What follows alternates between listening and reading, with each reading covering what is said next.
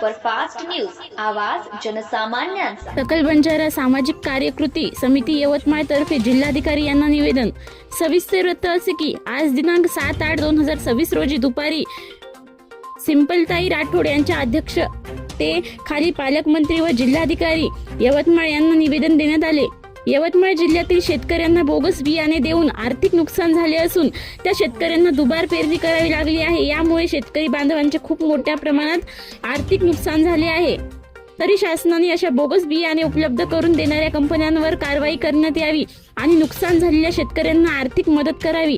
तसेच पावसाच्या पाण्यामुळे ज्या शेतकऱ्यांचे नुकसान झाले आहे त्या शेतकऱ्यांना आर्थिक मदत शासनाने करावी। या प्रमुख मागण्यासाठी आज जिल्ह्याचे पालकमंत्री माननीय श्री संजय भाऊ राठोड आणि जिल्हाधिकारी विकास मीना यांना निवेदन देण्यात आले।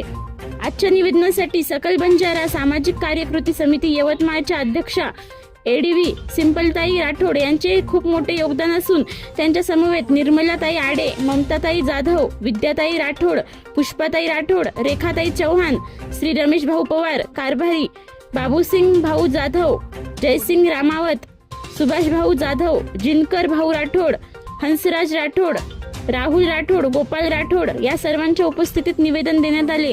महाराष्ट्र सुपरफास्ट न्यूजसाठी देवीचंद राठोड, नेर।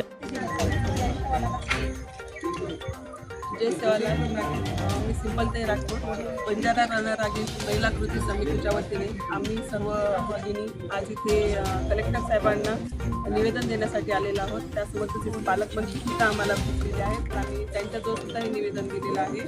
तर बंजारा समाजाच्या आरक्षणासाठी जी समिती स्थापन करण्यात आलेली आहे तर त्या समितीबद्दल मतलब सगळ्या लोकांमध्ये संभ्रम निर्माण झालेला आहे की त्यांच्यावर स्टे आलेला आहे, स्थगित केलेले आहे समितीवर।